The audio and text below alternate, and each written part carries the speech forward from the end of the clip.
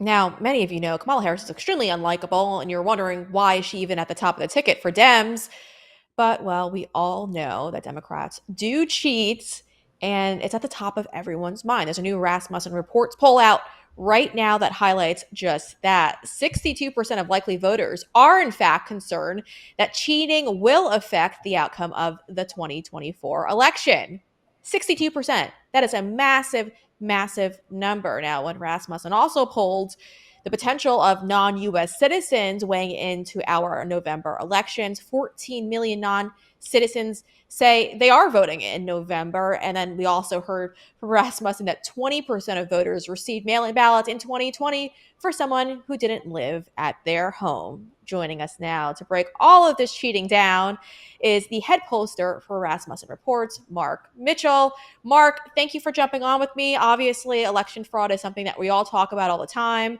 It's not a very popular topic because, No. well, most media members will tell you don't talk about it, don't talk about it. But let's talk about it. So, obviously, 62% of Americans told you guys at Rasmussen Reports that they're concerned about election fraud weighing into the 2024 election. Break that down for us, please. Yeah, Brianna, what are you doing talking about the big lie? I I mean, know. seriously I now. know. We're one of the only people in the entire polling industry that even acknowledges that there might be something circumspect with our elections. But that 62% number, we've actually had it as high as 66% recently, but that number has been getting bigger and bigger and bigger. And to me, what that tells me is that the gaslighting psyops of like, no, this is the most safe and secure election in history did not work on people because increasing numbers of people were concerned about cheating in the 2020 election. And now literally 2 out of 3 voters is concerned about cheating, a level of cheating that will, in the question, quote, affect the outcome of the 2024 election. The internals of the question are even worse. 37% are very concerned, and only 15% are not at all concerned. So if you go and ask like 100 American voters, like, how confident are you in elections? Only 15% of people, 15 out of 100, will tell you, oh, yeah, our elections are great. There's never any problems whatsoever. And it is now bipartisan. Now 50% of Democrats agree with 78% of Republicans and 60% of independents concerned about cheating in the outcome of the 2024 election. Now, that caps a great body of work that we have in all kinds of election polling. And so we've been trying to get at this topic from a bunch of different ways. Most recently, we did this massive swing state poll that came along with a 2,500 likely voter national poll, and we asked a couple of cheating questions in there. This was one of them. The other is, in the 2020 election, did you personally receive more than one official ballot or a ballot for somebody who doesn't live at your address? 18% of the national electorate said yes, 20% of everybody in a battleground state, 30% of 18 to 39-year-olds, 29% of Hispanics. Yeah, that's a lot of superfluous ballots just floating around out there. And then we did something I don't know if anybody ever has done, but if you're a pollster and you want to target registered voters, you just download a list of registered voters and send them your questions. If you do likely voters, you say, how likely is it that you vote in upcoming elections? Anybody who says at least somewhat likely, they make the screen. But we asked, are you a U.S. citizen? And in this 2,500 person poll, which is, again, pretty large by our standards for a national likely voter poll, 9% of the people said no or not sure to that question. And then if you look at those people, 95% of them answered Biden, Trump, or some other candidate for who did you vote for in the 2020 presidential election. So these people were not confused about whether or not they voted in 2020, but they seem to be confused about their citizenship status, which you're not allowed to vote, right? Now, Yeah. 9% of 155 million people that voted in 2020, as you say, is 14 million people. It's like, okay, there's a margin of error in play that's pretty big, but like the point is, the number is not zero. And to me, where there's smoke, there's fire.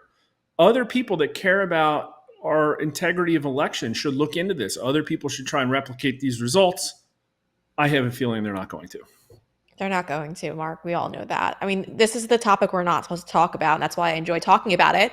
But ultimately, too, in like states like New York, for an example, New York City specifically, actually tried passing non-citizen voting, and although it did pass, it was challenged and it was ruled unconstitutional based on New York's constitution.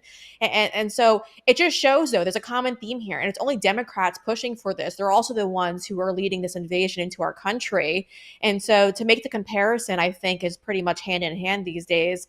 But then you also mentioned the mail in ballot issue. And I know in New York, too, because we spoke with Liz Joy about this, the former congressional candidate, she's infuriated because New York is just sending out universal ballots to anyone now. And their own voting base, so New Yorkers as a whole, actually voted this down, but New York Democrats went and tried to override them and passed it as legislation. So there's really no surprise here at all. Democrats, they'll deny it. They'll tell you they're not the cheaters, I should say, but in fact they are. Now, I wanted to ask you about a poll that just came out today as well. This one, I think, highlights the fact that Democrats are going to need some cheating if they're looking to win in November.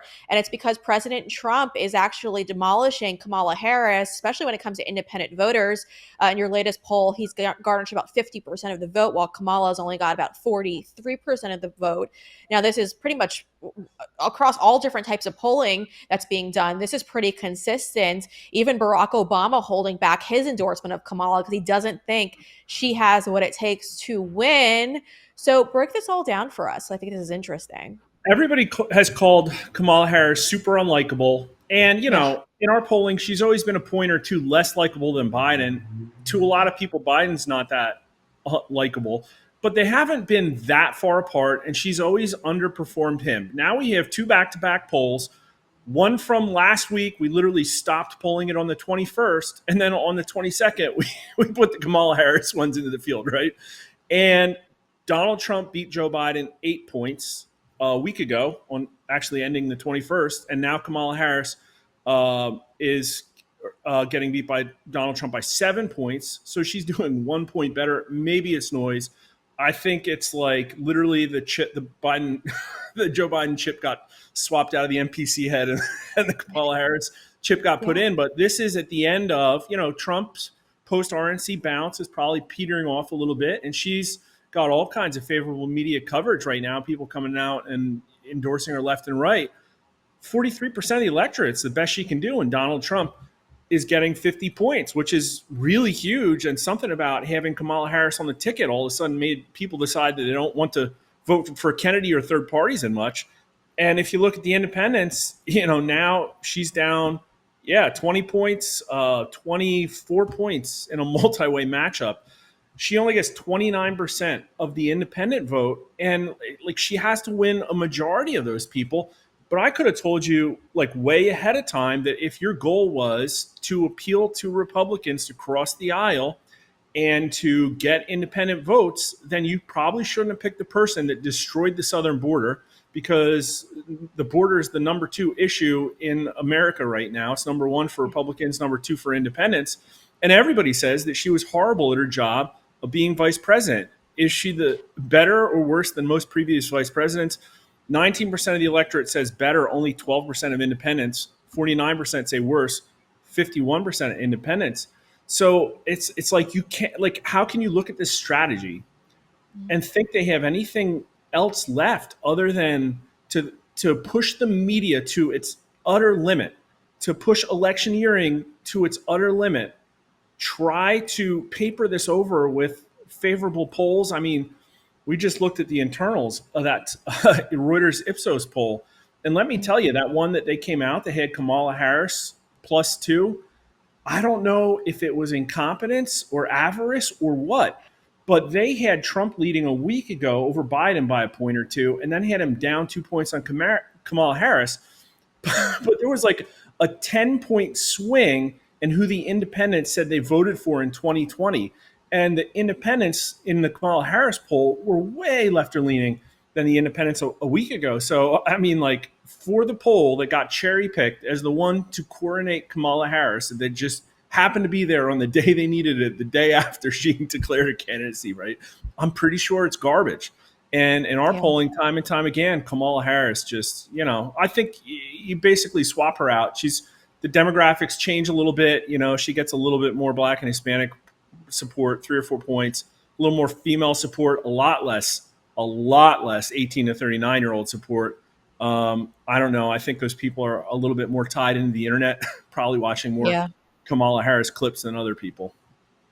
Well, that's the thing, and there's this whole social media PR campaign going on right now to pretend like Kamala Harris is a likable person, but we all know she isn't, and we're constantly reminded of that. And we just actually had Harmeet Dillon on just a few moments ago, where she broke down how horrific she was as San Francisco DA and as the attorney for the Attorney General for the state of California. She is an awful, awful, awful, awful candidate and politician, and she's failed her way up. And, she checks off all the DEI boxes, but nothing really of substance there. So there's a lot to bash her for. But it's interesting because, I cannot imagine her being at the top of the ticket if they're really considering winning in November, unless they're trying to steal this one. And, Liz Joy also brought up a great point too.